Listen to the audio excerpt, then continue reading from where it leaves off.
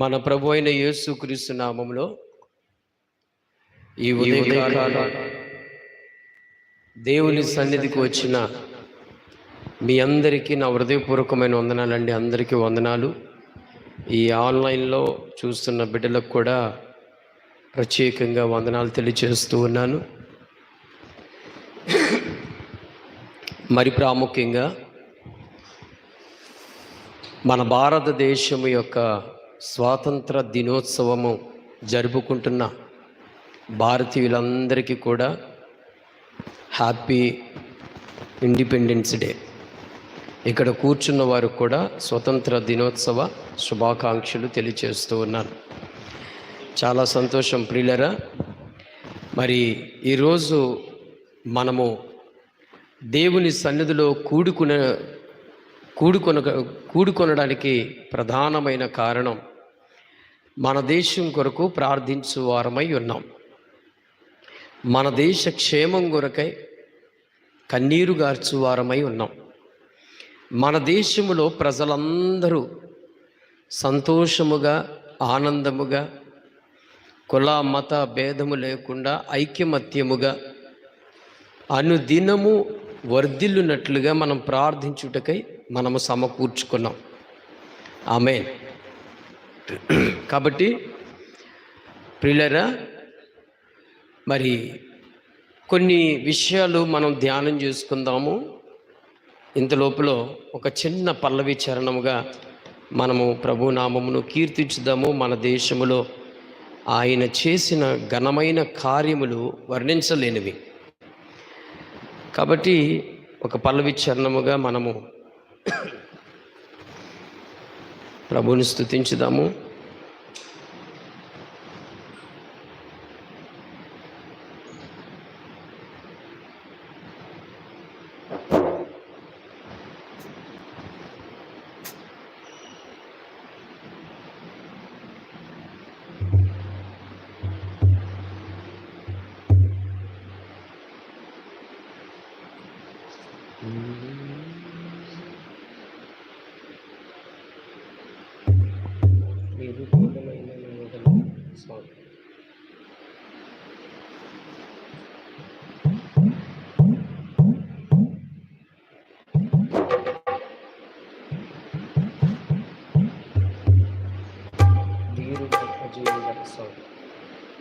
ధీరుడు అజయ్ సాంగ్.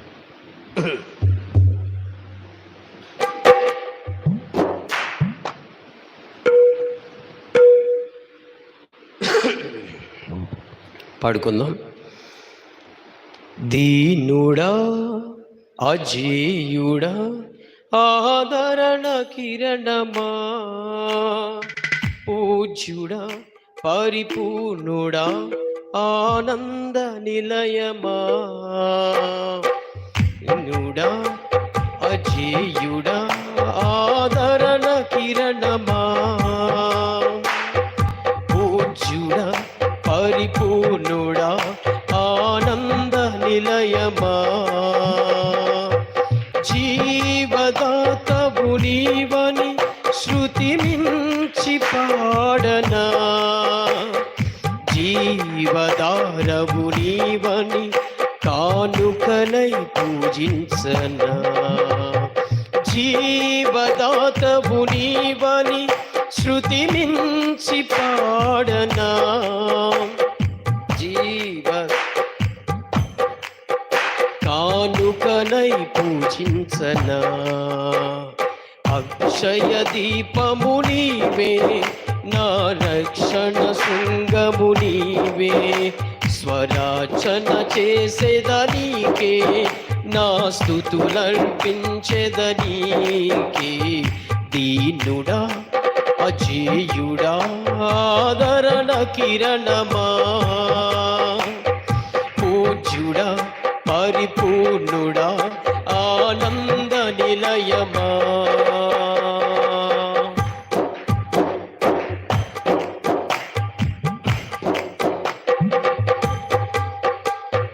సమ్మతి లేని సుడిగుండాలే ఆవరించగా, గమనము లేని పోరాటాలే మరుంబుచుండగా నిరుపేదనైన నా ఎడల సందేహమేమి లేకుండా హేతువే లేని ప్రేమ చూపించి సిలువ చాటుని దాచావు.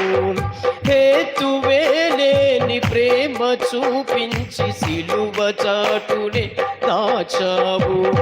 సంతోషము నీవే, అమృత సంగీతము నీవే, స్తుతి మాలిక నీకే, వజ్ర సంకల్పము నీవే.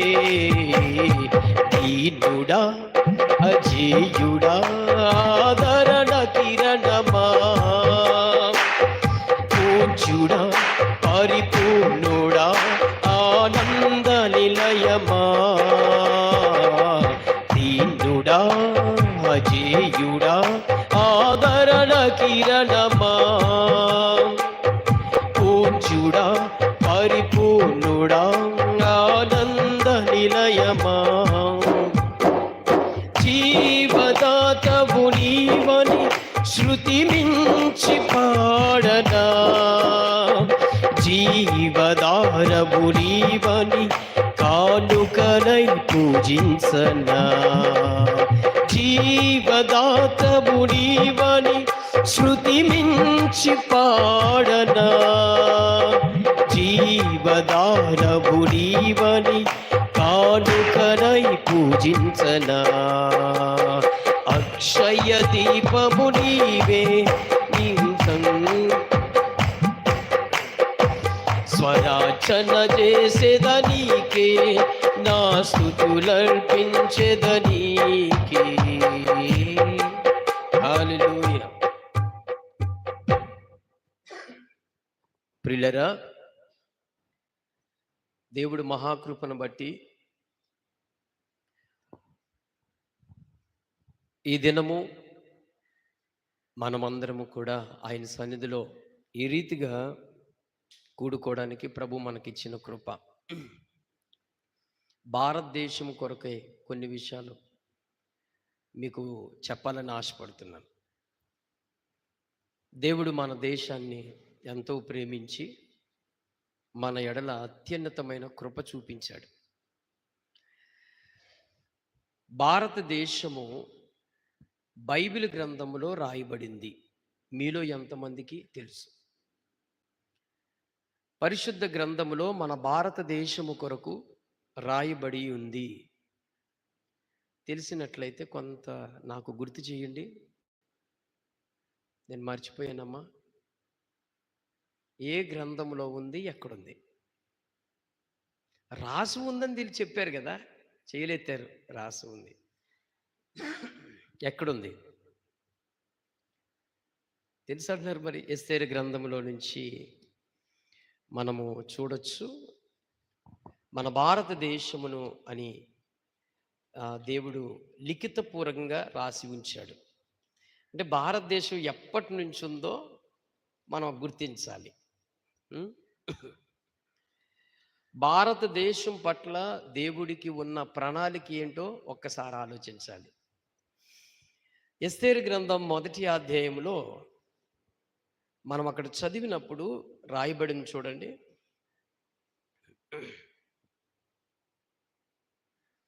అహష్వేరోషు దినములలో జరిగిన చర్యల వివరము హిందూ దేశము మొదలుకుని కూషు దేశము వరకు 127 సంస్థానములను అహష్వేరోషు ఏలిను.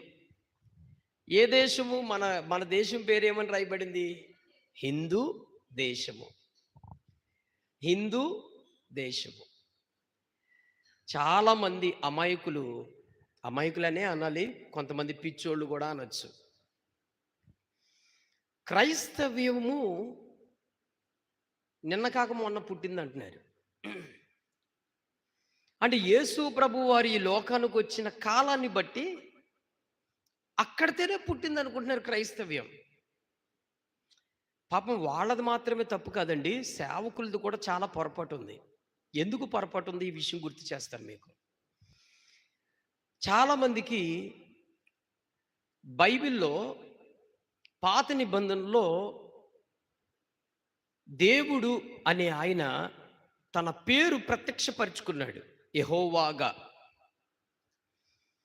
రెండో పేరుగా ఈ లోకమునకు మానవ శరీరూపానికి వచ్చి యేసు క్రీస్తు ప్రభువుగా ఎన్నిక చేసుకున్నది పేరు. మూడవది పరిశుద్ధాత్ముడిగా. అందుకే ఇక్కడ మనము బోధ చేసినప్పుడు అన్యజనులు చాలా అబ్జర్వేషన్ చేస్తారని మనము ఆ బోధలో క్లారిటీ ఉండాలి. అర్థమవుతుందా? అన్యజనులకు మనం ఏమని బోధిస్తున్నామంటే యెహోవా దేవుడు అన్నట్లుగా, పరిశుద్ధాత్మ దేవుడు అన్నట్లుగా, యేసుక్రీస్తు దేవుడు అన్నట్లుగా, అంటే వాళ్ళకి కన్ఫ్యూజ్ మైండ్ తీసుకొస్తున్నాం. మనం ఎప్పుడూ బోధించాల్సిన విషయం ఒకే ఒక్క దేవుడు ఏకరీతిగా ఉన్నవాడని బోధించాల. అర్థమవుతుందండి? మనుషులకి ఆయన పేరు గణపరుచుకోవడానికి ఒక దేవుడు యెహోవా అని. ప్రతి పేరుకు అర్థాలు ఉన్నాయి. ఆయన పెట్టుకున్న ప్రతి పేరుకు అర్థం ఉంది. యేసు క్రీస్తు అంటే, చెప్పండి, యేసు అంటే ఏంటి? యేసు అనే పేరుకి అర్థం ఏంటి? యేసు అని పేరుకి అర్థం ఏంటి? చెప్పండి, పేరేంటి? రక్షకుడు. యేసు అని పేరుకి అర్థం ఏంటి? రక్షకుడు. అంటే ఆ పేరు పెట్టుకున్నంత మాత్రాన మానవ రూపంలో ఉన్నాడు కదా ఇతడు మనిషి అనుకోవడానికి లేదు. మనిషి రూపము ధరించుకుని మనుషులతో సహవానుభావుడిగా ఉన్నాడు కాబట్టి మానవులందరికీ ఆయన సమీపముగా ఉండాలంటే మానవ పేరు ధరించుకోవాలి. అది అందుకే పాత నిబంధనలో కొంతమంది దేవతలకు ఏమని పేర్లు పెట్టుకున్నారంటే, గుర్తు తెలియని దేవతని, పేరు పెట్టలేని దేవతని. అంటే అట్లా పేర్లు ఏమి లేక, అంటే వాళ్ళు ఊహా కల్పితంలో నిర్మించుకున్న వాటికి ఆ పేర్లు పెట్టుకున్నారు. కానీ యెహోవా అని మాటకి చాలా అర్థాలు కూడి ఉన్నాయి. సర్వశక్తిమంతుడైన దేవుడు. యేసుక్రీస్తు అనే మాటకి ఆయన రక్షకుడు, మనల్ని రక్షించేవాడని, పరిశుద్ధాత్మ దేవుడు ఆదరిస్తాడు, మనల్ని నడిపిస్తాడు, పరమునకు చేర్చేవాడని, ఈ పేర్లకు దేవుడు చేయగలిగిన క్రియారూపంగా సాదృశ్యంగా ఉన్నాయి. అర్థమైందా? ఇప్పుడు మిమ్మల్ని కన్ఫ్యూజ్ చేయను, మీరు జాగ్రత్తగా వింటే. భారతదేశము అనేది ప్రభు దృష్టిలో 2000 సంవత్సరంలో కాదు ఉండేది. భూమి పుట్టిన నాటి నుంచి ప్రభు దృష్టిలో ఈ ప్రాంతము, ఈ భారతదేశం ఆయన దృష్టిలో, ఆయన ప్లాన్లో ఉంది. చాలామంది క్రైస్తవ్యం నిన్న పుట్టింది, మొన్న పుట్టింది, 2000 సంవత్సరాలకి పుట్టిందని చాలామంది, అంటే వాళ్ళకి ఎంతవరకు ఏంటంటే తెలుగు లాంగ్వేజ్లో ఉండిపోయారు కాబట్టి తెలుగే. భారతదేశంలో బార్డర్లో మనం ఉండిపోయాం కాబట్టి ఇంకా ఇతర దేశాల యొక్క చరిత్రను, ఇతర దేశంలో యొక్క హిస్టరీ తెలియదు. మనకు కూడా అంతేగా. ఎంతసేపు ఉర్లగుంది తిప్పలో ఉన్న సంఘం వరకే తెలుసు. ఇతర సంఘాలలో, ఇతర రాష్ట్రాలలో ఉన్న సంఘాలు, ఇతర దేశాల్లో ఉన్న పరిస్థితులన్నీ మనకేం తెలుసు? తెలియదు. ఆ నూతిలో ఉన్న కప్ప ఏమనుకుంటుందంట, ఇదే పెద్ద ప్రపంచం అనుకుంటుందంట. కొంతమంది వారి జ్ఞానం ఏంటంటే క్రైస్తవ్యం ఇక్కడ వరకే ఉందని లిఖితం చేశారు వాళ్ళు. భారతదేశము హిందూ దేశం అనే ఎప్పుడు ఆశ్వరాజు అనే రాజు పరిపాలనలో కూడా లిఖితమైంది. 120 దేశాలు, ఎంతండి? 127 సంస్థానములకు అప్పుడే దేశ లెక్కల్లోకి వచ్చేసింది భారతదేశం. అప్పుడు దేశాలు లిఖితం ఎంత అయింది చెప్పాలి?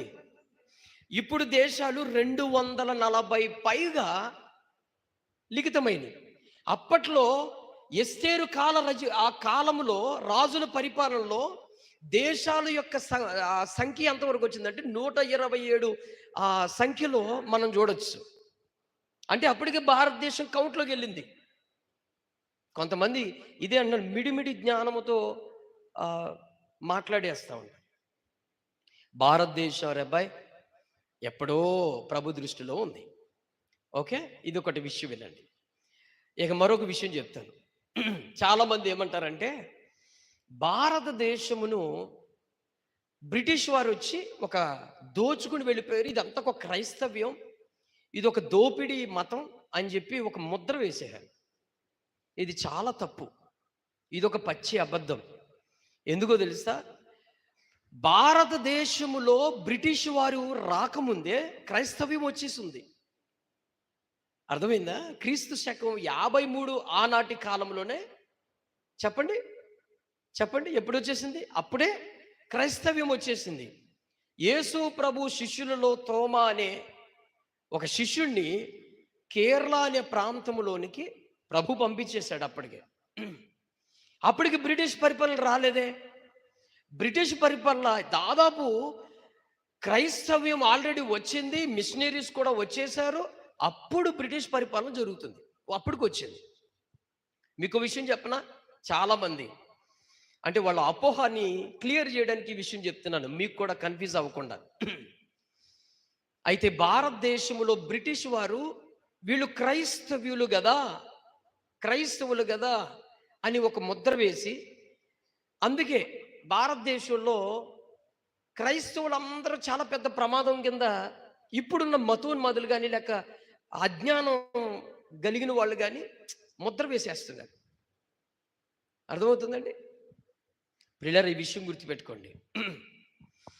వాస్తవానికి పరిశుద్ధ గ్రంథంలో, మరొకసారి గుర్తు చేస్తున్నాను, పరిశుద్ధ గ్రంథంలో తన ప్రజలు దేవుని దృష్టికి ఇతరుల ప్రజల విషయంలో దుర్బుద్ధిగా దురాలోచనలుగా నడిచిన ఆయన శిక్ష విధించాడు. తప్పు చేసిన ప్రతి మనిషికి, ఎలాంటి వ్యక్తికైనా ఆయన న్యాయముగా తీర్పు తీర్చాడు. అవునా? తీర్చాడా లేదా? అందరికీ సమాన హక్కుతో తీర్పు తీర్చాడు ఆయన. కాబట్టి ఇక్కడ బ్రిటిష్ వారు భారతదేశంలో ఉన్నారు కదా, ఈ బ్రిటిష్ వారు వీళ్ళు క్రైస్తవులే కదా, కాబట్టి వీళ్ళు దోచుకుని వెళ్ళడానికి ఇక క్రైస్తవ్యం మతాన్ని కూడా ఇక్కడ పుట్టించారని అంటున్నారు. లేదు, క్రైస్తవ్యం ఆల్రెడీ ముందే వచ్చింది. క్రైస్తవ్యం మిషనరీస్ కూడా వచ్చి ఇక్కడ పరిపాలన చేస్తే క్రైస్తవ మిషనరీలను కూడా అభ్యంతరం కలిగించారు బ్రిటిష్ పరిపాలన వారు. తెలుసా మీకు? వాళ్ళు పరిచర్య చేస్తూ ఉంటే, మిషనరీస్ ఇక్కడ పరిచర్య చేస్తూ ఉంటే ఎన్నో విధాలుగా అభ్యంతరం కలిగించారు బ్రిటిష్ పరిపాలనలో ఉన్నవారే. వాళ్ళు క్రైస్తవ్యులు అనడానికి ఏంటి? క్రైస్తవుడు అంటే గుర్తుపెట్టుకోండి ఈ మాట, క్రైస్తవుడు అంటే క్రీస్తును పరిపూర్ణముగా యథార్థముగా వెంబడించి జీవించువాడు నిజమైన క్రైస్తవుడు. ఆయన వాక్యమందు ఆయన మనసులో ఉన్నట్టు రీతిగా ఉండేవాడు నిజమైన క్రైస్తవుడు. దోపిడి ప్రవర్తన, దొంగ ప్రవర్తనలు చేసి మోసగండ్రులుగా నడిచే వాళ్ళు అందరూ కూడా క్రైస్తవుడు అని పేరు పెట్టుకున్నంత మాత్రాన క్రైస్తవుడు గాడు. అర్థమైందా? అందుకే నన్ను సేవిస్తున్నారు కాబట్టి, వీరు నా ప్రజలు కాబట్టి అని దేవుడు ఎక్కడ పక్షపాతం చూపించలేదు ఆయన. అది రాజుకైనా మంత్రికైనా, ఎంత గనుడైనా ఎంత లేనివాడికైనా సమాన హక్కుతో తీర్పు తీర్చాడు. ఉదాహరణ ఒక విషయం చెప్తాను. దావీదు బత్సిబ విషయంలో పాపం చేసినప్పుడు, దావీదు రాజు, బత్సిబ భర్త పేరేంటి అమ్మా? ఉజ్జియా. పేరు చెప్పండి కరెక్ట్గా. ఉరియా కదా. ఉరియా ఎవరైనా? దావీదేమో దేశానికి రాజు, ఉరియా ఎవరు? ఒక సైనికుల్లో ఒక సామాన్యమైన భటుడు అనుకోండి. ఒక సైనికుడు, తన సేనాధిపతిలో ఉన్న ఒక సైనికుడు. దేవుడు ఏమన్నా అక్కడ భేదం చూపించాడా? సైనికుడు భార్య కదరా, సైనికుడే కదా చంపింది. వీడు దేశానికి రాజు కదా, నన్ను రోజుకి 7 మార్లు స్తుతించేవాడు కదా, రోజుకు నన్ను ప్రతి ఉదయం నాతో ప్రార్థన చేయడానికి వస్తాడు కదా, నా దగ్గరికి వస్తాడు కదా, పరిశుద్ధ గ్రంథం ధర్మశాస్త్రాన్ని ఆ టైము ఈ టైం లేకుండా చదివేవాడు కదా. ఇలాంటి వాడు కాస్త తప్పు చేయటంలో పొరపాటు ఏముందిలే అని అడ్జస్ట్ అవ్వలేదు. దేవుడు సమర్థించలేదు. ఆయన ఏం చేశాడంటే దానికి తీర్పు కరెక్ట్గా తీర్చాడు. మన దేవుడు పక్షపాతము లేనివాడు. ఏ దేశమైనా సరే, ఏ రాష్ట్రమైనా, ఏ జిల్లా అయినా, ఏ సంఘమైనా, ఏ క్రైస్తవుడైనా పక్షపాతము లేకుండా తీర్పు తీర్చేవాడు ఆయన. నా ప్రియులరా, సేవకుడైనా, విశ్వాసి అయినా, సంఘ పెద్ద అయినా, ఏమండి, బిషప్ అయినా, అపోస్తులైనా ఆయన సమాన హక్కుతోనే ఆయన న్యాయము కలిగిన వాడు. ఆయన ఆయన కాట అనగా ఆయన తూకం ఎన్నడూ ఒక పొల్లు కూడా చెదిరిపోదు. కాబట్టి దేవుని బిడ్డలారా, భారతదేశములకు ఆల్రెడీ క్రైస్తవ్యం ముందే వచ్చింది. తర్వాత బ్రిటిష్ వారు వచ్చారు. బ్రిటిష్ వారు కఠినంగా వ్యవహరించారు. కానీ వారికి దేవుడు తీర్పు లేకుండా లేదనడానికి లేదు. తీర్పు ఉంది. తీర్పు ఉంది. పరలోకంలో రేపు ప్రభువు ఈ రాజ్యంలో ఎదుట నిలబడినప్పుడు ఖచ్చితంగా తీర్పు ఉంది. ఏ మనుషుడిని విడిచిపెట్టడైనా వాని క్రియలు చొప్పున నేను జీతం ఇస్తానని చెప్పిన దేవుడు ఆయన నమ్మదగిన వాడు. హల్లెలూయా. కాబట్టి ప్రియులారా, ఈ విషయం గుర్తుపెట్టుకోండి. అందుకే ఈ మధ్యన ఒక పిచ్చోడు అంటున్నాడు, వాడిని పిచ్చోడినే అనాలి. ఎందుకంటే వాడు అంటాడు, భారతదేశంలో క్రైస్తవులు ఎవరిని ఉండనివ్వకుండా తరిమేద్దాంరా అంటున్నాడు. నాకు నవ్వు వచ్చింది. భారతదేశంలో క్రైస్తవులనే ఉండనివ్వకుండా తరిమేస్తాడంట వీడు. ఓ సేవకుడు అంటాడు, నీ వల్ల కాదు కదా, నీ డాడీ వల్ల కూడా కాలేదు, నీ తాత వల్ల కూడా కాలేదు, నీ వల్ల అవ్వదు, నీకు పుట్టబోయే కొడుకుల వల్ల కూడా కానే కాదు. హల్లెలూయా. పిల్లల పిచ్చి, మతం పిచ్చి అన్నమాట అది. భారతదేశం యొక్క కలర్స్ చూశారు కదా, మన జెండా రంగు చూసారా? దేనికి గుర్తుగా చూపిస్తుంది భారతదేశం? మన ఫ్లగ్. భారతదేశం యొక్క ఈ జెండా, మన దేశం యొక్క జెండా ఏ కలర్లకు గుర్తు చూపిస్తుంది? ఫస్ట్ ఆరెంజ్ కలర్ ఉంది కదా, కాషాయం కలరు దేనికి? హిందూ మతానికి, అంటే భిన్నమైన మతానికి గుర్తుగా చూపిస్తుంది. వైట్ క్రైస్తవ్యానికి గుర్తు చూపిస్తుంది. తర్వాత గ్రీన్ ఇస్లామిక్గా చూపిస్తుంది. మీకు ఇంకో విషయం చెప్తాను. ఈ 3 రంగుల్లో ఒక చక్రం ఉంది. ఆ చక్రం ఉంది కదా, ఆ చక్రంలో కూడా బ్లూ కలర్ ఉంటుంది. బ్లూ కలర్ కూడా ఒక రీజన్ ఏంటో తెలుసా? ఇక ఉన్న మతాలు కూడా భిన్నమై ఉన్నాయనే దానికి సాదృశ్యం అది. ఒక జెండా కలర్లో కానీ, ఒక జెండా యొక్క ఉద్దేశం ఏంటో తెలియని పిచ్చోడు అంటాడు, భారతదేశంలో క్రైస్తవులనే ఉండనివ్వని అంటాడు. నేనంటాను, దేవుడే భూమి మీద ఉండనివ్వకుండా చేయగలుగుతాడు. భారతదేశంలో క్రైస్తవులు కదా, అసలు నేను భూమి మీద ఉండనివ్వకుండా చేయగలిగిన వాడు ఆయన. అయినా కరుణ చూపుతున్నాడు అంతే, నువ్వు మారాలని. కాబట్టి దేవుని బిడ్డలారా, భారతదేశంలో క్రైస్తవ్యము, ముస్లిము, హైందువులు కలిసి మెలిసి ఐక్యమత్యంగా సహోదర భావంతో ఉండాలి. అందుకే ఈ విషయం గుర్తుపెట్టుకోండి. మనము కూడా, క్రైస్తవ్యము కూడా బలాత్కారంగా ఎవరికి దౌర్జన్యంగా చేయకూడదండి. ప్రేమతో క్రీస్తు ప్రేమను చెప్పాలి. ప్రేమతో క్రీస్తు ప్రేమను చాటాలి. అందుకే మహాపితరాలు ఆమె ఎవరు? Mother Teresa. ఆ తల్లి చెప్పిన మాట ఏంటో తెలుసా? ప్రార్థించుట కంటే సహాయము చేతిలే మిన్న అని చెప్పింది. అంటే ఆమె ఉద్దేశం ఏంటి? క్రీస్తు ప్రేమను చెప్పడము కంటే చాటి చూపించండి అని అర్థం. నా పిల్లలు అర్థమవుతుందా? మనము యేసు ప్రభు కోసం, అరే బాబు నువ్వు నమ్ముకోరా, యేసయ్య గొప్ప దేవుడురా, ఒరే నమ్ముకోరా, బాప్తిసం తీసుకోరా, అరే నువ్వు నమ్ముకోరా, రే యేసు ప్రభు దగ్గరికి రారా, మందిరానికి రారా, రే యేసు ప్రభు పరలోకం ఇస్తానన్నాడు రా, లేకపోతే నరకాగ్నికి వెళ్ళిపోతావురా అని చెప్పేదానికంటే వాళ్ళకి నిజమైన ప్రేమ చూపించు. వాళ్ళకి ఎంత గట్టిగా ఇలాంటి ప్రభావితం చూపించేదానికంటే వాళ్ళ ఆపదలో సహాయం చేయి.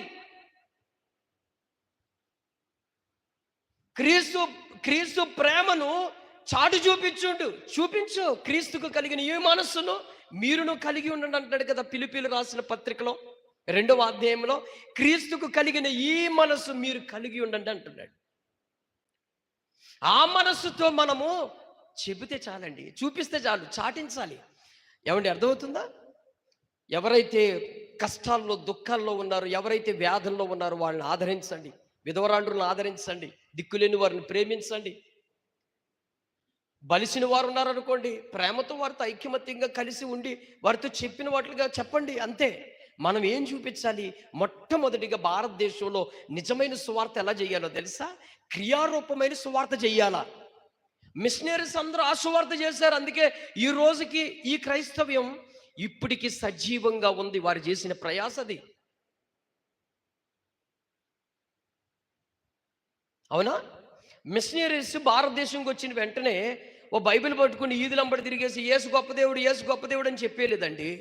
వాళ్ళు ఒక ప్రాంతంలో స్టాండర్డ్గా ఉన్నారు. ఉన్న తర్వాత అక్కడ ప్రార్థించారు. ఆ ప్రాంతంలో వాళ్ళు ప్రేమను చూపుకున్నారు. వారి ఇళ్ళకెళ్ళి వైద్య రీతిగా వైద్యం చేశారు. వాళ్ళు ఏ పరిస్థితుల్లో ఉన్నారో ఆ పరిస్థితుల్లో వారికి సహాయం చేశారు. అర్థమైందా?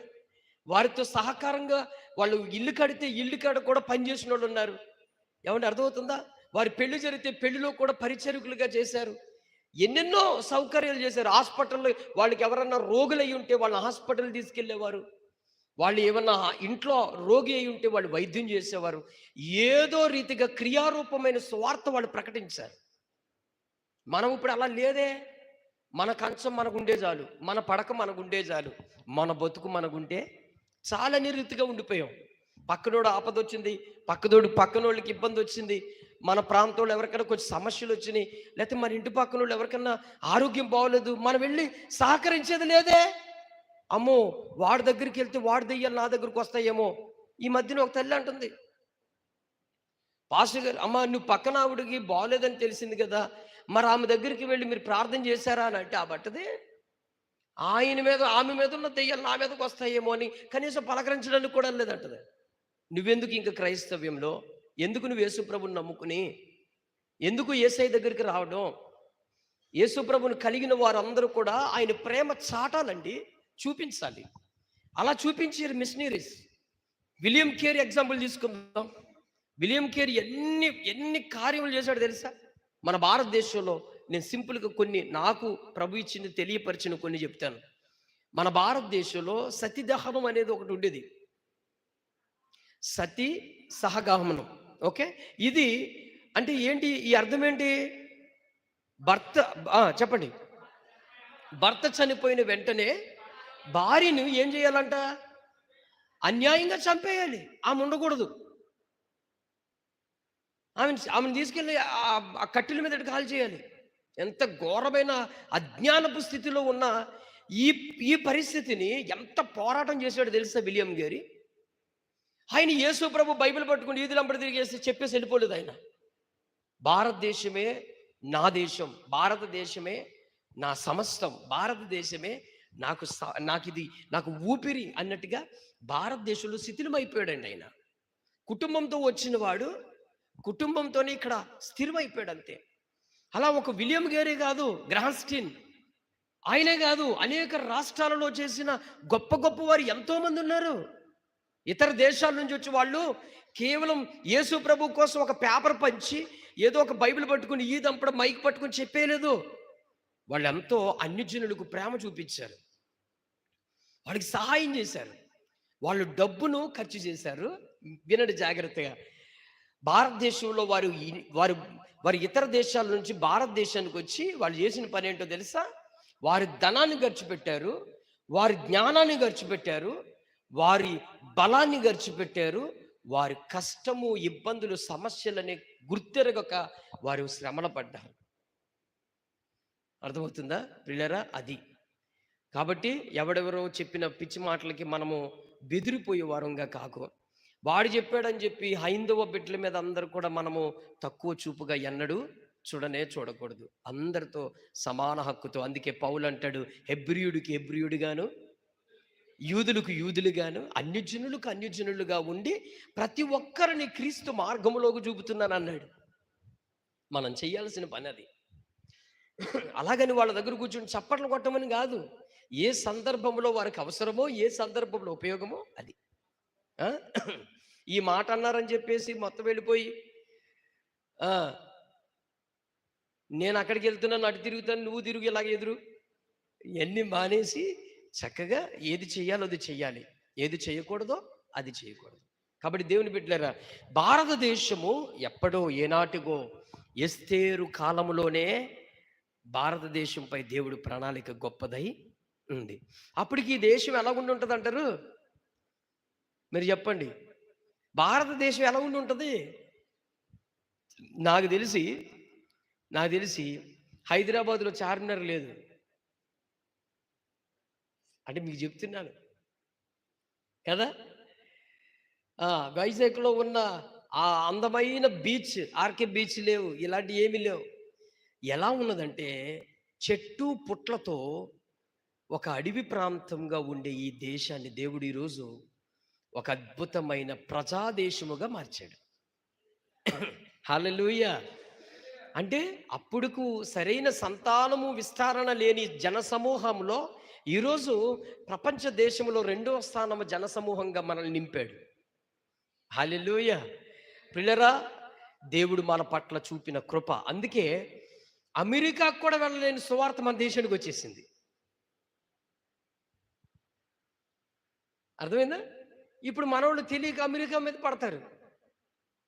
అమెరికా అసలు అప్పుడు లేనే లేదు మన భారతదేశం సువార్త వచ్చినప్పటికీ. అదే మన మన బుర్ర ఎంత ఉందో అంతవరకు ఆలోచన చేస్తే అదే కనబడుతుంది. ఎంతో ఉంది. కాబట్టి పిల్లరా, ఇది చాలా అద్భుతమైన విషయం. మన భారతదేశంలో దేవుడు మనకిచ్చిన క్రైస్తవ త్యాగాన్ని బట్టి దేవుని ఎంతగానో స్తుతిస్తూ ఉన్నాను. ఓ మాట చెప్తాను. కాబట్టి ఇప్పుడు మనం అందరము హ్యాపీ ఇండిపెండెన్స్ డే, మన దేశ స్వతంత్ర దినోత్సవ శుభాకాంక్షలుగా హ్యాపీగా ఉన్నాం కదా. మన దేశానికి ఏమొచ్చిందంటే స్వాతంత్రం వచ్చింది. ఏ రీతిగా స్వాతంత్రం వచ్చింది నేను ఇది కూడా మీకు ఎక్స్ప్లెయిన్ చేస్తాను. అంటే బ్రిటిషు వారి యొక్క అధికారములో నుంచి మనకి అధికారంగా అప్పచెప్పేశారు, వెళ్ళిపోయారు వాళ్ళు. అర్థమైందా? వెళ్ళిపోయారు. అంటే ఇక నుంచి మన కష్టం మనది, మన భూమి మనది, మన వస్తువులు మనవి, మన ప్రాంతం, మన ఊరు, మన సమస్యము మనది. ఇప్పుడు ఎవడు దీన్ని కొల్లగొట్టుకుని వెళ్ళే పని లేదు. ఇది మన స్వచిత్తం, మన సొంత హక్కుతో కూడింది, మనకు వచ్చింది. ఇది చాలా గొప్ప సంతోషమే కదా. సంతోషమేనా? మరి దీనికే మరి అస్థిరమైన ఈ జీవిత ప్రాణానికి ఇంత త్యాగం కనబడుతూ ఉంటే శాశ్వతంగా ఉంటామా? భారతదేశం స్వాతంత్రం వచ్చింది. ఈ స్వాతంత్రం కలిగిన దేశంలో మనం శాశ్వతంగా ఉంటామా? ఉండం. మహా అయితే మన వయసు ఎంతవరకు ఉంటుందో, ఓ 70 సంవత్సరాలు కదా. లేక ఈ లోపల ఏ ప్రమాదమో, అనారోగ్యమో, ఎటువంటి మన మరణపు పిలుపు వస్తే ఆ పిలుపులో మనం ముగించబడ్డాం. మరి అప్పుడు వదిలేసి వెళ్ళిపోతున్నాం ఈ దేశాన్ని. నిజమైన స్వాతంత్రం ఏంటి? నిజమైన స్వాతంత్రం అదే అంటున్నాను. అజ్ఞానంగా ఆలోచించిన వాళ్ళకి అది గ్రహింపు కాదు. జ్ఞానము కలిగి పరిశుద్ధాత్మ నేత్రము కలిగిన వాళ్ళకి నిజమైన స్వాతంత్రం అంటే ఏంటో తెలుస్తుంది. నిజమైన స్వాతంత్రం ఎవరు చూపించారంటే యేసు క్రీస్తు ప్రభు వారు చూపించారు. హల్లెలూయా. చెప్పాలి బిగ్గరగా. నిజమైన స్వాతంత్రం యేసు ప్రభు వారు చూపించారు. భారతదేశంలో గాంధీ గారు చూపించారని అంటారు కదా. ప్రపంచ దేశాలన్నిటికీ నిజమైన స్వాతంత్రం తీసుకొచ్చిన వాడు మన ప్రభు అయిన యేసు క్రీస్తు వారే. ఎందుకనంటే ఎలా తీసుకొచ్చారయ్యా చెప్తాను. భారతదేశంలో ప్రతి పన్ను, ప్రతి వస్తువు, ప్రతి భూమి, ప్రతి మనిషి కష్టం, ప్రతి మనిషి యొక్క చెమట, వాళ్ళ ప్రయాస బ్రిటిష్ పరిపాలన హక్కులో ఉంటే అయితే మానవుల యొక్క జీవితాలన్నీ ఎవరి గుప్పెట్లో ఉన్నాయి తెలుసా? చెప్పండి, ఎవరి దాంట్లో ఉన్నాయి?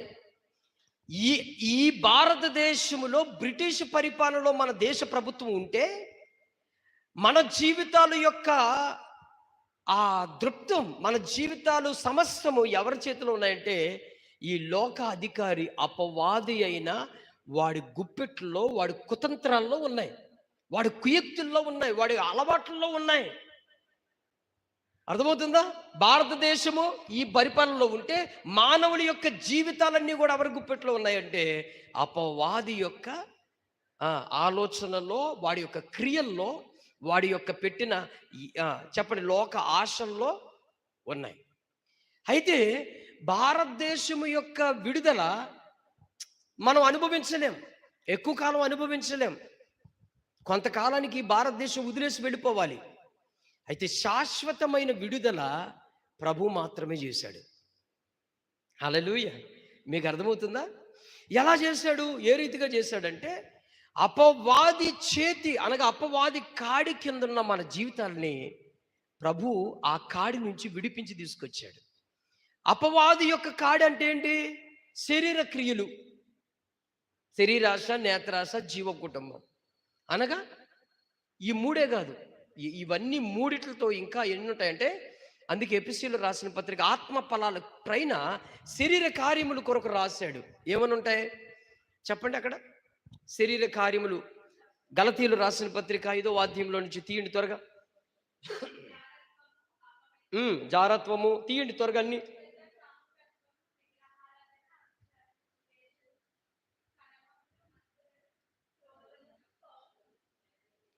తీయాలి, అన్నీ తీయాలి అమ్మా. చదువమ్మా. శరీర కార్యముల కోసం చెప్తున్నాను తల్లి, ఆత్మఫలాలు కదమ్మా. శరీర కార్యములు ఎన్నున్నాయి? గలతీలు రాసిన పత్రిక 5వ అధ్యాయము 19వ వచనంలో చదవండి.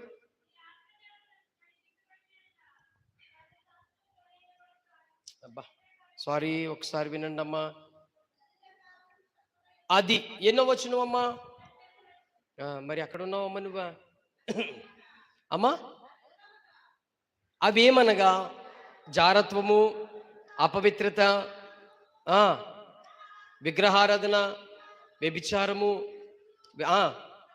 కలహములు, మత్సరములు, క్రోధములు, కక్షలు. అమ్మ ఇంక ఇవన్నీ మనం చదువుకుంటే చివరికి కూడా ఆ అల్లరితో కూడిన ఆటపాటలు మొదలైనవి, వీటిని గూర్చి మునుపు చెప్పిన ప్రకారము ఇట్టి వాటిని చేయువారు దేవుని రాజ్యమును ఏం చేసుకోరంట? స్వతంత్రించుకోరు. స్వతంత్రం ఎక్కడ తీసుకోవాలన్నా, దేవుని రాజ్య స్వతంత్రం మనం పొందుకోవాలంటే వీటి అన్ని మనం విడిపించుకోవాలా. ఇప్పుడు మన మీద ఏ ప్రభుత్వం చేస్తుంది? అపవాది యొక్క ప్రభుత్వం మన మీద ఏలుబడి చేస్తుంది. దాన్ని ప్రభు మన పట్ల ఏం చేశాడంటే వాటన్నిటినీ విడిపించాడు. ఆయన కట్టబడిన సంఖ్యలలో నుంచి మనల్ని విడిపించాడు. ఆయన అర్థమైందా?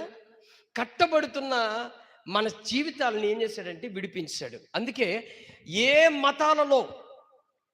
మతాలలో మారలేని ప్రజలు క్రైస్తవ్యములో మటుకి కొన్ని వేల మంది వాళ్ళు చెడు అలవాట్ల నుంచి, చెడు బంధకాల్లో నుంచి బయటకు వచ్చేసారు. అది వ్యభిచారమే కావచ్చు, మద్యమే కావచ్చు, లేక మోహపు చూపు కావచ్చు. అంటే ఏమి చూపిస్తుంది క్రైస్తవ్యం అంటే?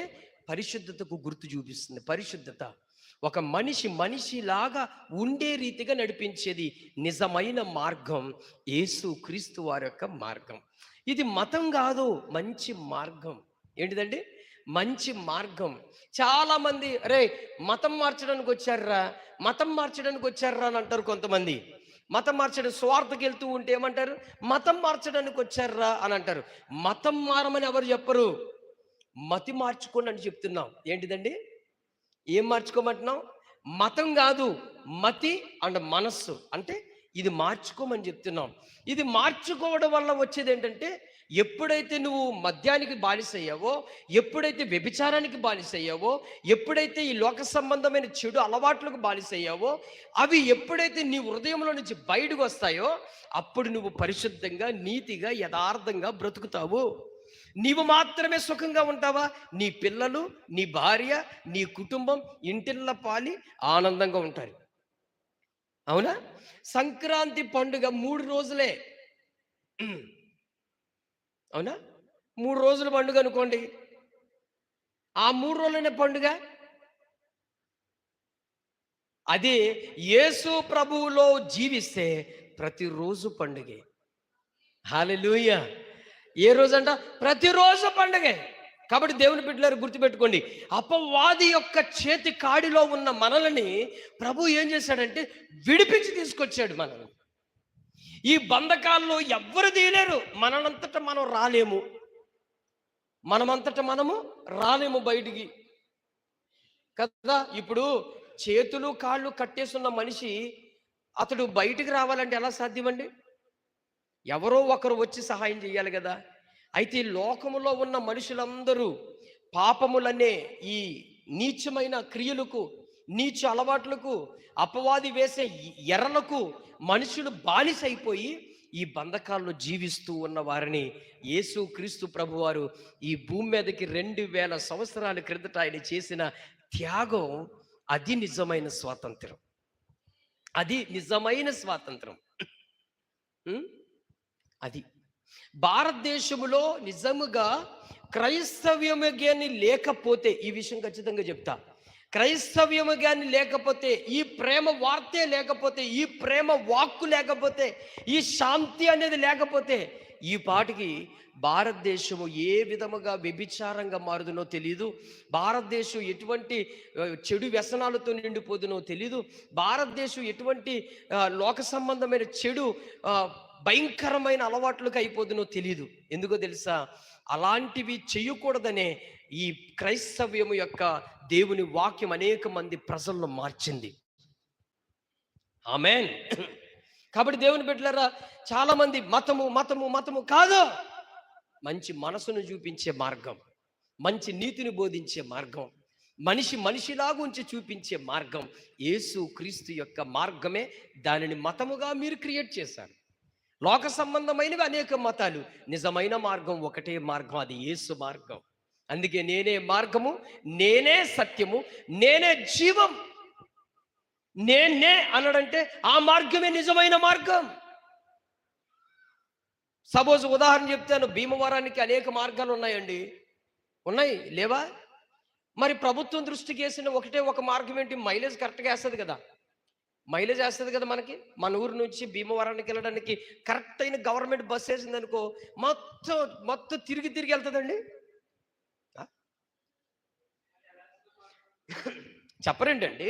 ఇప్పుడు ఉర్లగొంతిప్ప నుంచి భీమవరం వెళ్ళాలనుకో, చిన్న గొలపాలెం మీద నుంచి వెళ్ళొచ్చు, అవునండి. ఇటు మచిలీపట్నం నుంచి అలా వెళ్ళొచ్చు, ఇటు అంటే ఎన్నో రూట్లు భీమవరానికి ఉన్నాయి.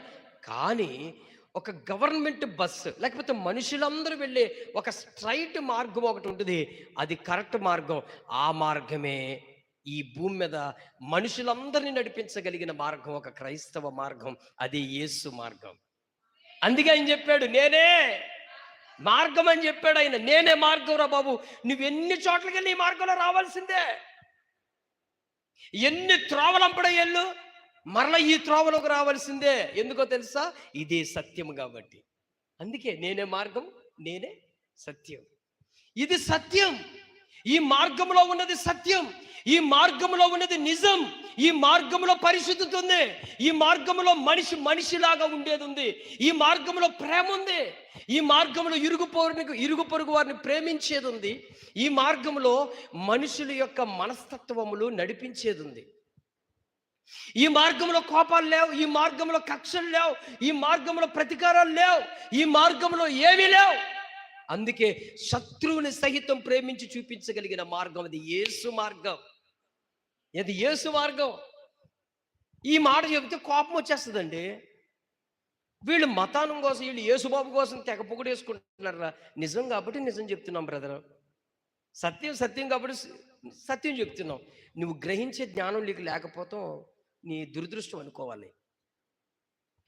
నా ప్రియులరా, భారతదేశంలో మనకు స్వాతంత్రం వచ్చి ఇంత ఆనందమే భారతీయులందరికుంటే, ప్రపంచమంతటి ప్రజలందరికీ వచ్చిన స్వాతంత్రము చేసిన ఆ గొప్ప మహనీయుడు యేసు క్రీస్తు ప్రభు వారిని బట్టి మనం ఎంత స్తుతించాలి. హల్లెలూయా. మన దేశం మాత్రమేనా? ప్రపంచ దేశాలన్నీ, ప్రపంచ దేశ మానవులందరికీ కూడా, అడవిలో ఉన్న, అరణ్యంలో ఉన్న, ఎడారిలో ఉన్న, పట్టణములో ఉన్న, పల్లెటూరులో ఉన్న, చిన్నపాటి ఏ చోటున్నా కూడా ఆ ప్రజలందరి కొరకు ప్రాణ త్యాగం చేసి నిజమైన విడుదల, నిజమైన స్వాతంత్రం ఇచ్చిన వాడు మహనీయుడు ప్రభు అయిన యేసు క్రీస్తు వారు. కాబట్టి దేవుని బిడ్డలారా, ఈ మాట అన్యజనుల బిడ్డలైనా సరే ఈ మాట కోపముగా మీరు భావించొద్దు. సత్యాన్ని గ్రహించి తెలుసుకుంటే చాలు, నిజం తెలుసుకుంటే చాలు.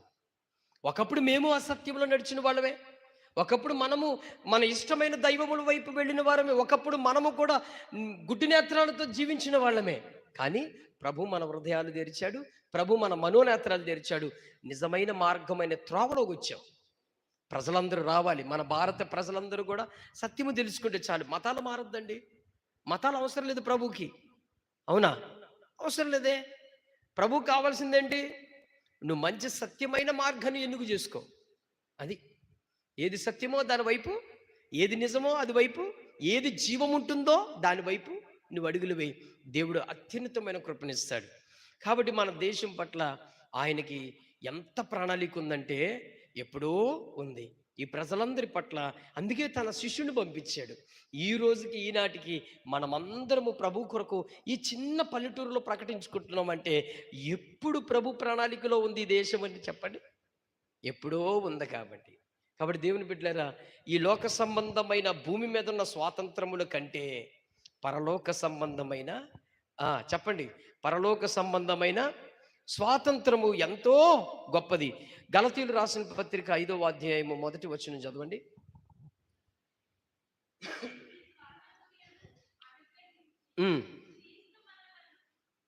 క్రీస్తు మనలను స్వాతంత్రులుగా చేశాడంట.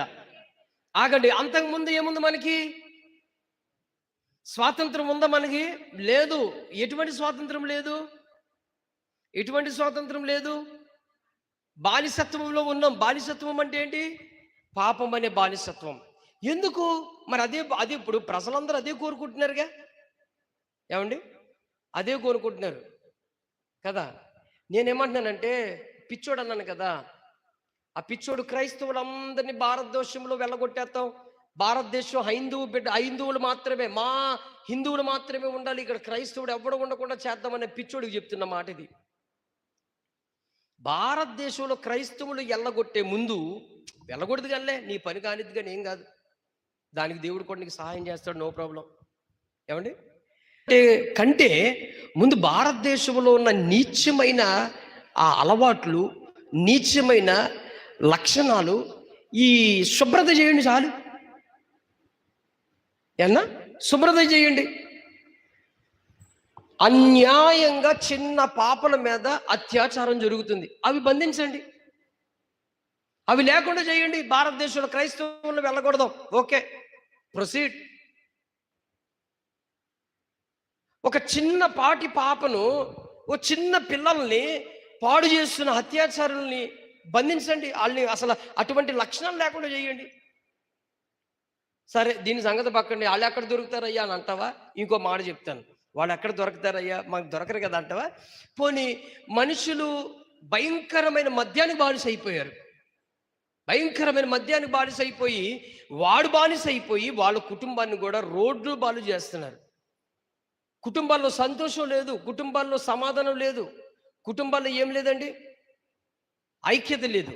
మరి ఇలాంటివన్నీ ఉన్నాయి కదా, వీటిని బంధించండి, వీటిని తీసివేయండి. గుట్కా, పాన్పరాకు, సిగరెట్లు, మనుషులను జీవితాలను బాడీ చేసేవి, హాస్పిటల్కి తీసుకెళ్ళేవి, ఇవన్నీ కూడా ఇది చేయండి. అలాగే పేకాట, జూద్యం, వీటికి బానిస అయిపోయి భార్యలు వారి యొక్క తాళుబొట్లు కూడా అమ్మి, వాళ్ళు దాచుకున్న బంగారం, వాళ్ళు కష్టపడి కూలి పని చేసుకునే ఆ డబ్బులు కూడా, ఇవి కూడా పేకాట్లోకి పెట్టాడు, జోద్యం ఆడేయటం, లేకపోతే రకరకాల చెడు వ్యసనాలు, పబ్బులని, సినిమాలని, ఇవన్నీ మనుషుల జీవితాలను బాడీ చేసి ఇవన్నీ బంధించండి, ఇవన్నీ పారదోలండి. ముందు క్రైస్తవ్యాన్ని పారదోలేద్దాం బ్రదర్, నో ప్రాబ్లం, పంపించేద్దాం భారతదేశం నుంచి, ఏం పర్లేదు. క్రైస్తవ్యం అందరూ పరలోకానికి వెళ్ళిపోవడానికి రెడీగానే ఉన్నాం. ఆమె చెప్పండి, రెడీగానే ఉన్నాం. మరి నీ సంగతి ఏంటి? భారతదేశంలో ఉన్న ఈ చెడు అలవాట్లు, చెడు ప్రవర్తనలు, చెడు లక్షణాలన్నీ ముందు ఇవి పంపించేయి. దీని మీద వాడికి దృష్టి ఉండదు, వీటి మీద దృష్టి ఉండదు. బీదలకి సహాయం చేద్దాం, అనాథులకు సహాయం చేద్దాం, చదువు లేనోళ్ళకి చదివించుదాం, లేకపోతే విధవరాండ్రులకు మనం ఊతనిద్దాం. ఏ ఏ ప్రాంతంలో నీరు లేదో ఆ నీరు అందేలా చూద్దాం. ఏ ఊర్లో సౌకర్యాలు లేవో అవి చూద్దాం. ఏ ఊర్లో హాస్పిటల్స్ లేవో, ఏ చోటకి సరైన సౌకర్యాలు లేవో, రవాణా సౌకర్యం లేదో, నీటి సౌకర్యం లేదో, వీడికి ఈ దృష్టి ఉండదో. ఎంతసేపు క్రైస్తవ్యం తరిమేస్తాం, క్రైస్తవ్యం తరిమేద్దాం. శుభ్రంగా నీకు అన్ని సమృద్ధిగా పెట్టి పంపిస్తున్నారు కదా అందరూ, గూగుల్ పే, ఫోన్పే అకౌంట్లు. నువ్వు శుభ్రంగా ఏసీ రూమ్లో కూర్చొని చెప్పే కబుర్లు వీడు జ్ఞానం. పోనీ వీడికి వీడికి వీడికి ఎలాగో వీడు బ్రతకడానికి అది కారణం, వీడు బ్రతకడానికే అది రీజన్. లేకపోతే ఎవడేస్తాడండి వీడికి రూపాయి వీడికి. ఇప్పుడు యేసు ప్రభు కోసం, బైబిల్ కోసం వీడు ఏడవకపోతే వీడికి రూపాయి రాదు. అలా చెప్పుకోవటం వల్ల పాపం అమాయకత్వమైన హైందవ సహోదరులు ఏం చేస్తారు, రే మన మతం కొరకు వీడు కాపలా కాస్తున్నాడు రా, మన మతాన్ని నిలబెడుతున్నాడు రా, మన మన మన మన భారతదేశం యొక్క ఆ హిందుత్వాన్ని నిలబెడుతున్నాడు రా, పౌరుషంగా నిలబెడుతున్నాడు రా అని చెప్తున్నారు వీళ్ళు. అందుకే వాడికి శుభ్రంగా రాబాయి నీ వెనకాల మేము ఉంటాం అని వేస్తున్నాడు. వాడేంటి లగ్జరీగా తింటున్నాడు, లగ్జరీగా కారులో తిరుగుతున్నాడు, లగ్జరీగా ఒక రూమ్లో కూర్చుండి సొల్లు గబుర్లు చెప్తున్నాడు. ఇక్కడుండి మన బట్టలు చింపేసుకుంటున్నాం ఇక్కడుండి. నా ప్రియులరా, చెప్పుడు మాటలకి నిజం వాస్తవం తెలుసుకోవాలా, అది వాస్తవం తెలుసుకోవాలా. వాడెవడో వేశాడని మనం వెళ్ళిపోయి పడిపోతాం కాదు. కాబట్టి ప్రియులరా, భారతదేశంలో క్రైస్తవం వెళ్ళగొట్టే ముందు ఈ చెడు అలవాట్లు, చెడు వ్యసనాలన్నీ తరమండి. భారతదేశంలో ఒకప్పుడు ఉంది కదండి, ఒక భర్త చనిపోతే భార్యను తగలబెట్టేయాలని దాన్ని తరిమి కొట్టింది ఆవిడ. నువ్వు తరిమి కొట్టేద్దామంటున్నావు కదా, ఆ క్రైస్తవులో పుట్టినవాడే కదా.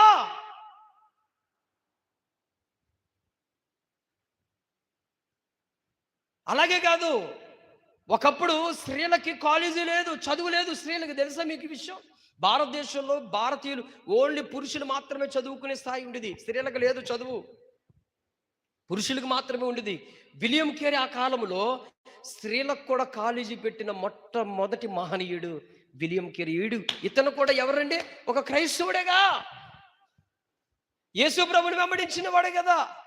ఈరోజు ఆడపిల్లలు, మన ఇళ్లలో ఆడపిల్లలు కూడా కాలేజీకి వెళ్ళి, స్కూల్కి వెళ్ళి చదువుకుంటున్నారంటే దీనికి ఎవరు కారణం?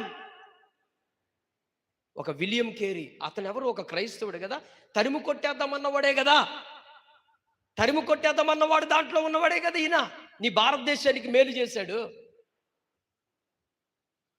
మన భారతదేశంలో ఒక పెన్ను కనిపెట్టినోడు లేడు. అప్పుడు ఇంకు కలం రాయటానికి లేదు, మొట్టమొదటిగా ఇంకు కనిపెట్టింది కూడా ఆయనే కదా. మన భారతదేశంలో న్యూస్ పేపర్ లేదండి. పలానా ఊర్లో ఏం జరుగుతుంది, పలానా చోట ఏం జరుగుతుందో ఎవరికేం తెలియదు. మొట్టమొదటిసారిగా ఈ పేపర్ న్యూస్ అనేది తీసుకొచ్చింది విలియం కేరీ కదా. తరిమి కొట్టే భారతదేశంలో తరిమి కొట్టే క్రైస్తవులందరిని తరిమి కొట్టేసి నీవు మాత్రం శుభ్రంగా ఇక్కడ ఉండి ఉన్న వాళ్ళందరినీ నరకాగ్ని తీసుకెళ్ళడానికి చేసే వేషాలు ఇవి.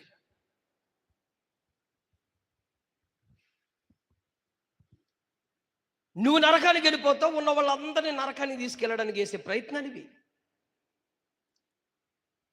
సత్యము నిజం గ్రహిస్తే చాలండి, దానికి మించిన స్వాతంత్రం గొప్పది ఏమీ లేదు. నా ప్రియులారా, ఈ మానవ కోటి ప్రజలందరి కోసం ప్రాణం పెట్టి గొప్ప విడుదలిచ్చిన మహనీయుడు యేసు క్రీస్తు ప్రభువారు. బోలో యేసు క్రీస్తు మహారాజుకి. అది ఆయనే సర్వశక్తిమంతుడు, సమస్త మానవులందరికీ విడుదలిచ్చిన వాడు, నిజమైన మహనీయుడు, మహోన్నతుడు, మనం సేవిస్తున్న యేసుక్రీస్తు ప్రభువారు. అయితే భారతదేశంలో ఇంకా నిజమైన స్వాతంత్రం రాలేదు. మనం ఏమనుకుంటున్నామంటే ఓన్లీ జెండా ఎగరేస్తే స్వాతంత్రం అనుకుంటున్నాం. భారతదేశంలో నిజమైన స్వాతంత్రం ఏదండి? ఎక్కడొచ్చింది? నిజమైన స్వాతంత్రం ఎక్కడొచ్చింది? ఇంకా రాలా. భారతదేశానికి నిజమైన స్వాతంత్రం ఎప్పుడు రావాలో తెలుసా? మద్యం తీసేయండి, అది నిజమైన స్వాతంత్రం. గుట్కా తీసేయండి, నిజమైన స్వాతంత్రం. సిగరెట్లు తీసేయండి, నిజమైన స్వాతంత్రం. పేకాడు తీసేయండి, నిజమైన స్వాతంత్రం. వ్యభిచారం అనేది తీసేయండి, వ్యభిచారం అనేది లేకుండా చేయండి, అది స్వాతంత్రం. లంచగొండితనం తీసేయండి, అది నిజమైన స్వాతంత్రం. రాజకీయ నాయకులు కరెక్ట్గా పనిచేయండి, అది నిజమైన స్వాతంత్రం. ఇచ్చిన హామీ ఖచ్చితంగా నెరవేర్పు చేయండి ప్రజలందరూ ఎదుట, అది నిజమైన స్వాతంత్రం. అప్పుడు నేను భారతదేశానికి స్వాతంత్రం వచ్చిందని చెప్తాను. అబ్బా, ఈరోజు రాజకీయ నాయకులు చేసే మామూలు జెండాలు ఎగరేయరు. దేవదూతల కంటే పరిశుద్ధులుగా కనబడతాం మన నాయకుల్లో. మరి హామీలు ఏమైపోతాయి కొంతమందిలో? అందరూ అనండి, కొన్ని చోట్ల కష్టపడిన వాళ్ళు ఉన్నారు, ప్రజల కొరకు త్యాగం చేసిన వాళ్ళు లేరు. నిజమైన స్వాతంత్రం ఇంకా మన భారతదేశానికి రాలా. చెప్పారు, నిజమైన స్వాతంత్రము ఇంకా రాలా. ఎప్పుడైతే మనుషులను పాడు చేసేవి ఉన్నాయో ఇవన్నీ తరుము కొట్టండి. రే, ప్రపంచ దేశాలన్నీ చెప్పుకునే రీతిగా, ప్రపంచ దేశాలన్నీ చెప్పుకునే రీతిగా ఎలా చెప్పుకోవాలి? భారతదేశం ముందు చూడండి, భారతదేశంలో సిగరెట్లు లేవు, భారతదేశంలో గుట్కాలు లేవు, భారతదేశంలో వ్యభిచారం లేదు, భారతదేశంలో హత్యలు లేవు, భారతదేశంలో మానబంధాలు లేవు, భారతదేశంలో ఏమండి లంచగొండితనాలు లేవు, భారతదేశంలో మద్యం లేదు, భారతదేశంలో సిగరెట్లు లేవు, భారతదేశంలో జూడ్యం లేదు. భారతీయులందరూ ఎలా ఉంటారో తెలుసా? ప్రేమ కలిగి వారి వారి పని చేసుకుంటూ సుఖముగా బతుకుతున్న దేశమని అది నిరూపించండి భారతదేశానికి. అప్పుడు నిజమైన స్వతంత్రం వచ్చిందని నమ్ముతాం. అదేమి రాకుండా ఏదేదో మాట్లాడేస్తూ ఉంటారు కొంతమంది. ఏదన్నా కారణం దొరికితే క్రైస్తవ్యం, ఏదన్నా దొరికితే యేసుబాబు, ఇదే ఇంక నీకేమీ అవసరంలా. అరే, ఒకడు రోగి అయి మంచం మీద పడి ఉన్నాడు, ఒకడు కుష్టి వ్యాధి పడి ఉన్నాడు, ఒకడు జ్వరం చేత, లేకపోతే ఒకడు చావు బతుకుల మధ్యన ఉన్నాడు. అట్టి వాడి దగ్గరికి వెళ్ళి ప్రార్థన చేసి ప్రభు నామము పేరట, యేసు క్రీస్తు ప్రభు పేరట పరిశుద్ధాత్మ శక్తితో వాడిని నిలబెట్టి బాగు చేసి మంచి మనసున్నవాడిగా చేస్తే నీకు నచ్చదా? నచ్చదు నీకు. ఒక తాగుబోతుని మార్చి, ఒక పేకాట కలిగిన వాడిని మార్చి, ఒక రోడ్లంబడి తిరిగి విచ్చలవిడిగా నానా విధంగా బ్రతికే వాడు మార్చి, చెడు వ్యసనాలతో చచ్చిపోయే బ్రతుకులతో ఉన్నవాడిని మంచి మార్గంలో, రే ఇవన్నీ మంచివి కాదు, మంచి మార్గంలో నిలబడు, మంచిగా నీ కుటుంబాన్ని ప్రేమించుకో చెప్పే ఈ క్రైస్తవు నీకు నచ్చదా? ఇది నీకు నచ్చదా? సినిమాలకు వెళ్ళండిరా, తాగండిరా, తిరగండిరా, అది ఇష్టమా? నా ప్రియులరా, కాబట్టి ఈ విషయం గుర్తుపెట్టుకోండి, మన భారతదేశం ఇంకా స్వాతంత్రం రాలేదు. నిజమైన స్వాతంత్రం రావాలి అంటే నేనేదైతే చెప్పానో అది జరగాలి. అది జరగాలంటే మనం ఏం చేయాలి? మన దేశం కొరకు ఇంకను ప్రార్థన చేయాలి. రైతులు ఎంతోమంది చనిపోతున్నారు, రైతులు సరైన పంట ఆదాయం లేదు, రైతుల యొక్క కష్టాన్ని గుర్తించే ప్రభుత్వాలు లేవు, వాళ్ళ కష్టాన్ని గుర్తించేవి లేవు. వ్యాపారం చేసుకునే వాడి మీద దృష్టి ఉంది, వాడు కుళ్ళగొట్టుకునడానికి వాడు ఆస్తిపరుడు కోటేశ్వరుడుగా ఉన్నాడు, వాడు ధనికుడై ఉన్నాడు, వాడు బిల్డింగుల్లో ఉన్నాడు. రైతు మాత్రము సామాన్యుడిగా ఎంతసేపు వాడు పొలంలో కొట్టుకడుతూ చావడమే. అది ఏ పంట కలిగిన రైతు అయినప్పటికీ కూడా ఆ రైతుకి ఏ మిద్దులు బిల్డింగులు లేవే, ఏ కార్లు బంగ్లాలు లేవే, ఏ అపార్ట్మెంట్లు లేవే. ఈ అపార్ట్మెంట్లు ఎవరికి వచ్చినాయి? మధ్యలో వ్యాపారం చేసే ధనికులకు వచ్చేసింది, రైతుకు లేదు. అంటే ఏం చేస్తుంది ప్రభుత్వం రైతుల మీద? చెప్పండి. రైతులకు క్షేమ సమృద్ధిని లేదు, ఏ ప్రభుత్వం అయినప్పటికీ కూడా. వ్యాపారస్తులకే ఎక్కువ ఊతనిస్తుంది కానీ ప్రభుత్వం రైతులకు ఇచ్చేది లేదు. నా దేవుని బిడ్డలారా, ఈ విషయం గుర్తుపెట్టుకోండి. నిజమైన స్వాతంత్రం మరి మన రైతులకు కూడా వారు సంతోషంగా ఉండాలి కదా నాన్న. ఏమండి, ఒక బియ్యం కట్ట విలువ కొనుక్కునే షాపులో పెరిగిపోతుంది కానీ రైతు దగ్గర పెరగట్లేదు రేటు. నేను ఇండియాకు వచ్చి 7 సంవత్సరాల గల్ఫ్ దేశంలో నుంచి ధాన్యపు కట్ట ఎంతుండేదో రైతు దగ్గర అదే రేటు పలుకుతుంది ఇప్పుడు. నేను వచ్చినప్పుడు ఒక షాపులో కొనే బియ్యం గట్ట ఎంత ఉండేదో దాని మీద ఇప్పుడు డబల్ అయ్యింది. అంటే ఏమవుతున్నాడు రైతు? రైతు ఇంకా నానాటికి చిదిగిపోతున్నాడు. నా ప్రియ దేవుని బిడ్డలారా, ఈరోజు నేను మరీ విషయం చెప్తున్నాను. అందుకే మీరు తినే ఆహారము కానీ ఏదైనా సరే పరిశుద్ధంగా, అది ఒక్కసారి ప్రార్థన చేసిన తర్వాత అది పరిశుద్ధపరచబడింది. దాన్ని పారవేయటానికి కానీ తీసివేయటానికి కానీ ఎన్నడూ చేయకూడదు. అవసరమైతే దాన్ని తగు మాత్రమే, కాస్త కడుపు మార్చుకున్నంత వండుకున్న తప్పులేదే. ఈ మధ్యన ఆరోగ్య నిపుణులు ఏం చెప్పారు తెలుసా? మీ పొట్టను కొంచెం ఖాళీ పెట్టి కాల్చండి, నో ప్రాబ్లం, చచ్చిపోరు మీరు అని చెప్తుంది. అంటే మీరు లాజిక్ అంటారని మాట చెప్తున్నాను. యేసుప్రభు వారు అయ్యా 12 గంపలు తిరిగి ఎత్తాడు కాబట్టి మరి మా కంచంలో కూడా ఇంకా కనంత గుప్పుడు ఉండాలయ్యా అని అన్ని వాడు ఉంటాడు ఒక్కొక్కడు. అలాంటి వాళ్ళకి చెప్తున్నా, సమృద్ధిగా ఉండాలండి. సమృద్ధి అంటే ఏంటి? సమృద్ధి తీసుకెళ్ళి చెత్తపొట్టల్లో పడేయడానిక సమృద్ధి? తీసుకెళ్ళి ఆ కాలంలోను లేకపోతే ఆ మట్టిలో పాడేయడానిక? కాదు, నో. ఒక రైతు కష్టాన్ని మనము వాళ్ళ రక్తాన్ని పిండుకు తింటున్నాం అనేది విషయం మర్చిపోవద్దు. అలాంటి ఆహారాలు మనం తృణీకరించకుండా, పారవేయకుండా తగు మాత్రమే జాగ్రత్తగా తినేవారుగా ఉండాలి. నేను అదే చెప్తున్నాను. ఎక్కడికి వెళ్ళినా, ఏ మీటింగ్కి వెళ్ళినా, ఏ ఫంక్షన్కి వెళ్ళినా క్రైస్తవ బిడ్డలు మనం ఎలా ఉండాలో తెలుసా? ప్లేట్లో ఎంత మన కడుపుకు సరిపోతుందో అంతే పెట్టుకోవాలా. మన ఇస్తరాకు ఎలా ఉండాలంటే రైసు మెతుకు లేకుండా అంత సమృద్ధిగా, అంత శుభ్రతగా తినాలి. కొంతమంది నేను చూస్తాను కదా ఫంక్షన్లోను, ఎంత పెట్టించుకుంటాడు, ఆడు తినేదంతా ఎంత పెట్టించుకుంటాడు, గారు వేయించుకుంటాడు, బూర వేయించుకుంటాడు, జిలేబీ వేయించుకుంటాడు, అరటిపండు వేయించుకుంటాడు, ఏమండి 3-4 రకాల కూరలు వేయించుకుంటాడు. మరల దాంట్లో చికెను, మటను, ఫిష్ ఫ్రై, రొయ్యలు వేపుడి, గుడ్డు ఇవన్నీ వేయించుకుంటాడు. పెట్టినోళ్ళు కూడా అలాంటి వాళ్ళే అనుకోండి, స్తోత్రం. ఏమండి, పెట్టినోళ్ళు కూడా అలాంటి వాళ్ళే. వాళ్ళకి జ్ఞానం లేకుండా అన్ని దిమ్మర చేయటం. చాలండి, మనిషికి 2 రకాలు సరిపోతాయి అంతే. అధికంగా ఎక్కువగా ఉంటే ఏమవుతుంది? బైబిల్లో రాయబడింది కదమ్మా, తేనె అధికముగా తాగిన ఎడల కక్కుదు అని రాయబడింది. పండగ ఉన్నారా? తేనె అధికంగా తాగిన ఎడల ఏం చేస్తాడంట? కక్కుదుడు. మరి ఈ ఫంక్షన్లో ఇన్ని రకాలు వేస్తే వాడు ఎక్కడ తింటాడండి? బిర్యానీ కొంత తింటాడు, ఆ గారు కొంచెం తింటాడు, కొంచెమే ఆ బూరు కొంచెం సగం గురుగుతాడు, చిలక కొట్టినట్టు కొడతాడు. కనవన్నీ పట్టుకెళ్ళి అయిపోయింది, ఆడు కడుపు అయిపోయింది. ఇందులో ఎన్ని వెళ్ళిపోతాయి చెత్తపుట్లకు చెప్పండి? జిలేబీ వెళ్ళిపోద్ది, లడ్డు వెళ్ళిపోద్ది, అన్నీ వెళ్ళిపోతాయి. అందులో మటన్ మాత్రమే ముక్కలు ఎరుకుంటాడు, కనవదంతా పారేస్తాడు అంతే. ఆ ఫిష్ ఫ్రై అలా వెళ్ళిపోద్ది, అన్నీ వెళ్ళిపోతాయి. అలా పోగేస్తే ఎన్ని వేల రూపాయలు నష్టపోతున్నాయి. ఆ రూపాయి జాగ్రత్త ఏది? అందుకే దేవుని బిడ్డలారా, అందుకే క్రైస్తవ్యము తిండికి ప్రథమ స్థానం ఇవ్వదు, ఎక్కువ స్థానం ఇవ్వదు తిండికి. క్రైస్తవ్యం లిమిట్గానే తినాలి, క్రైస్తవం హద్దుల్లో తినాలి. అందుకే నీ గొంతుకు ఏం పెట్టుకోమంటాడు? కత్తి పెట్టుకో. సింపుల్ ఫుడ్గా ఒప్పందం ఉన్నట్లుగా మనం అంగీకరించాలి. భక్తులు మనకు అది నేర్పించిన, అది ఒక మంచి దృప్తంగా మనం నడవాలి.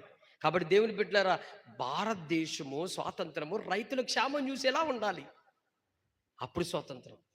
ఇలా లెక్క పెట్టుకుంటే నేను 1, 2 ఎన్ని చెప్పాలో చెప్పలేం. భారతదేశంలో ఎన్నో ఉన్నాయి నిజమైన స్వాతంత్రం ఎక్కడ వచ్చిందండి? ఇంకా ఈ బోళ్ళు అంతుంది.